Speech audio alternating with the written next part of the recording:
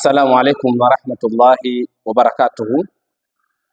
Mpenzi na mpendwa mtazamaji wa Lecture Online TV, nichukue fursa hii kukaribisha tena kwa nafasi nyingine katika kujifunza kheri ambazo zinapatikana hapa channel yako ya YouTube ya Lecture TV.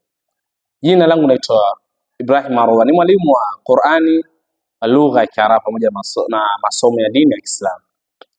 Leo ndugu zangu Waislamu, kabla tujaendelea, niseme usisahau kusubscribe, bonyeza alama kengele hapo chini iliyopo chini hapo, kulike na kucomment ili video zetu ziweze kufikia watu wengi zaidi na waweze kujifunza, kwa sababu yote yanayopatikana hapa ni mambo ya kheri zaidi. Ndugu zangu Waislamu, kwa uwezo wake Mwenyezi Mungu Subhanahu wa Ta'ala, leo tutajifunza kwa uchache kuhusu Qur'ani. Tutajifunza kwa uchache kuhusu Qur'ani, ambao tutakwenda kujifunza kuhusu Qur'ani. Tutasema hivi: upi mchango wako wewe mzazi kwa mtoto wako kuijua Qur'ani? Hii ndio mada ambayo nitaizungumzia kwa uchache hasa, na uweze kuchukua majukumu haya mzazi, ikiwa wewe unapenda uweze mwanao aweze kuifahamu Qur'ani vizuri kabisa, ili kuhifadhi, akajua maana yake, akajua tilawa, kusoma kwa kuangalia. Ndugu yangu Muislamu, wewe ni Muislamu na mwongozo wetu sisi ni Qur'ani. Hichi ndio kitabu cha Allah Subhanahu wa Ta'ala, ambao ndio mwongozo wetu sisi hapa duniani na utatusaidia kuwa ni salama kesho, siku ya kiyama, kesho akhera. Sasa nipende kuchukua nafasi hii kukumbusha sifa za Kiarabu leo ni katika Qur'ani. Ni upi mchango wako wewe mzazi katika kumsaidia mwanao kuifahamu Qur'ani? Wazazi wengi sisi tumekuwa ni mashughul, very busy sana, tunakosa hata ule muda wa kuweza kuwasaidia vijana wetu waweze kufahamu Qur'ani. Malasafu shadid, kwa masikitiko makubwa, na wazazi si wenyewe pia na Qur'ani hatuifahamu. Huenda ukaifahamu Qur'ani lakini usifahamu umuhimu wake ni upi. Hii ndio kitu ambacho ningependa sote tushare kwa pamoja na tuweze kuelewa na kufahamu. Ya kwanza, mzazi, ili uwe mchango mzuri kwa mwanao kuifahamu Qur'ani, ili uhesabike, ili uonekane umemsaidia kijana wako katika kuifahamu Qur'ani, hatua ya kwanza mzazi, unatakiwa ufanye moja mambo mawili. Ya kwanza, umpeleke kijana wako madrasa au umtafutie mwalimu mzuri ambaye atamsaidia kijana wako kuweza kuifahamu Qur'ani. Ili uhesabike mzazi wafanye mchango kwa mwanao kuijua Qur'ani, unatakiwa umpeleke mtoto wako madrasa aweze kuifahamu Qur'ani, kwa sababu madrasa ndio sehemu anafundisha Qur'ani.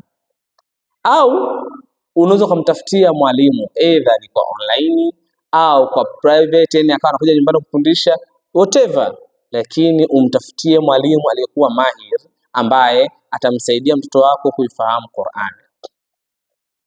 Hapo katika kumpeleka mtoto wako madrasa au kumtafutia mwalimu. Walimu ni wengi sana kwa ni walimu wa Qur'ani kwa wengi kwa kweli, alhamdulillah. Lakini mzazi, ni kushauri jambo moja: mtafute mwalimu aliye bora ambaye atamsaidia kijana wako kuijua Qur'ani tu, si kuijua Qur'ani tu, bali na kuwa na maadili yaliyokuwa mazuri. Katika sekta mwalimu anafundishwa kuwa na maadili mazuri, kuwa na maadili ya walimu. Lakini mwalimu wa Kiislamu, mwalimu wa Qur'ani, pia yeye mwenyewe anafundishwa kuwa na maadili mema na aweze kuwa na maadili ya Kiislamu. Sawa, unaweza kuwa na maadili ambayo yanaendana na nchi yako lakini akawa kinyume na dini yako.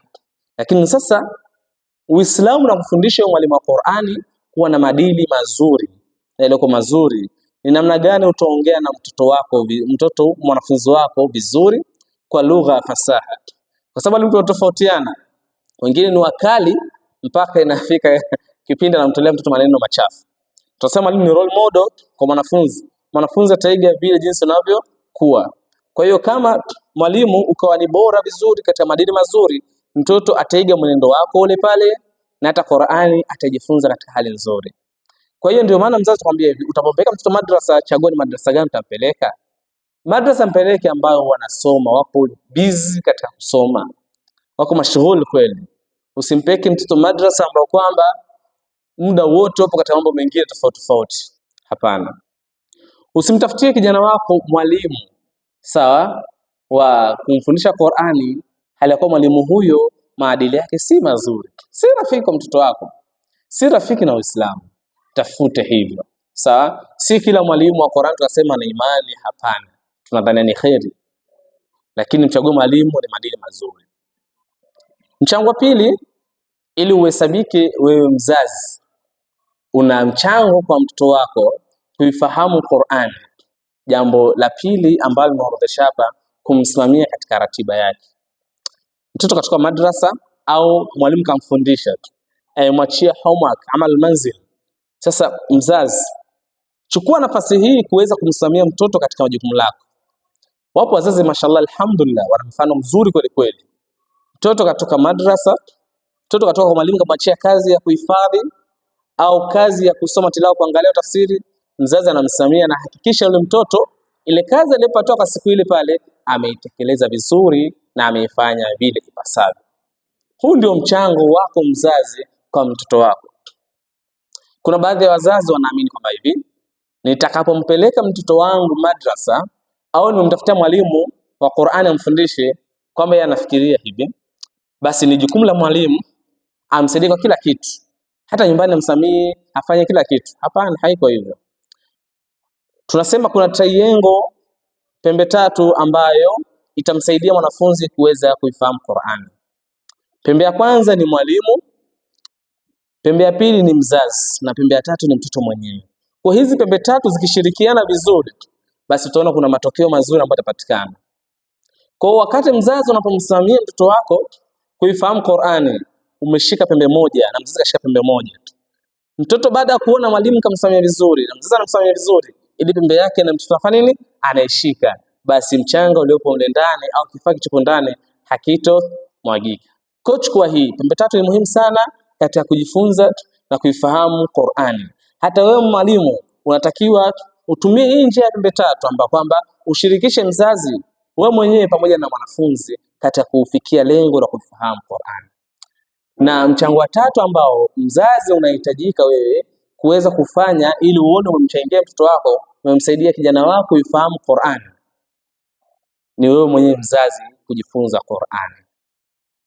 Yes, unaweza kumsaidia mtoto wako hata kama hujui Qur'ani, lakini inakuwa ni masikitiko makubwa mzazi umekuwa kidete kumsomea mtoto wako kufahamu Qur'ani, kumpeka madrasa, utafuta mwalimu mzuri, alafu wewe mzazi huchukui nafasi wala sekunde kadhaa kukaa chini na kujifunza Qur'ani. Bado msiba tena, utakuwa bado unatonga maji kwenye kinu.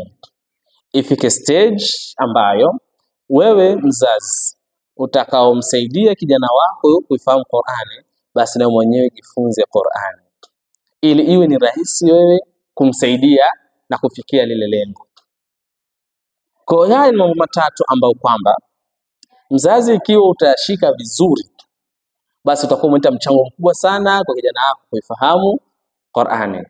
Jambo la kwanza tumesema hivi, ili uoneshe mchango mkubwa ambao utamsaidia kijana wako kuifahamu Qur'ani, mpeleke mtoto madrasa au mtafutie mwalimu aliye bora zaidi. Na si kila madrasa, tafuta madrasa iliyo nzuri, mtafute kijana mwalimu aliye bora ambaye atamsaidia. Si bora mwalimu, mtafute mwalimu aliye bora zaidi, mwenye maadili mazuri ya Kiislamu, ambaye atamongoza kijana wako katika sehemu iliyo nzuri.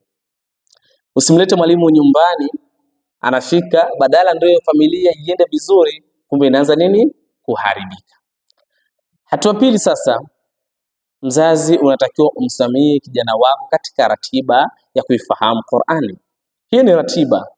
Panga mwenyewe hata kwa siku utamfisia mara ngapi, ule na ujopo busy, either utasomea mwenyewe au utamtafuta mtu ambaye atakwamsomea dada yake au nini, lakini ni muhimu uplay part ya kumsaidia kijana wako kuweza kuifahamu Qur'ani. Na hatua ya mwisho kabisa ni wewe mwenyewe mzazi kuifahamu Qur'ani. Hii ndio hatua ngumu ambayo kwamba huenda watu wengi wakawa wanaipitia, na wazazi wengi natukumba hatujui Qur'ani. Sasa chukua nafasi yako mzazi, jifunze, haijalishi una umri kiasi gani. Mtume Muhammad SAW alipewa utume akiwa na miaka 40, lakini alifahamu Qur'ani. Kwa nini wewe ushindwe kuifahamu Qur'ani na inawezekana? Maneno yangu machache, mambo matatu ambayo nimekupatia, yachukue, kaa nayo vizuri, yafanyie kazi, utaona kuna utofauti mkubwa sana hapo baadaye, na Allah subhanahu wa ta'ala kusamehe katika mambo haya. Ya kwanza, kumbuka kumtegemea Allah subhanahu wa ta'ala katika kila jambo. Lakini nimalizie kwa kusema hivi, kwa wale ambao wanapenda kujifunza dini ya Kiislamu online, mlango wa Mahad wa Abu Ubaida dirisha la usajili lishafunguliwa kwa awamu ya pili. Tunafundisha online masomo dini pamoja na ujasiriamali, ni free kabisa. Kama unapenda kujifunza, ni namba 0674903533, ujiunge hapo Mahad. Tutajifunza kwa njia ya WhatsApp na Google Meet na uweze kufahamu dini yako.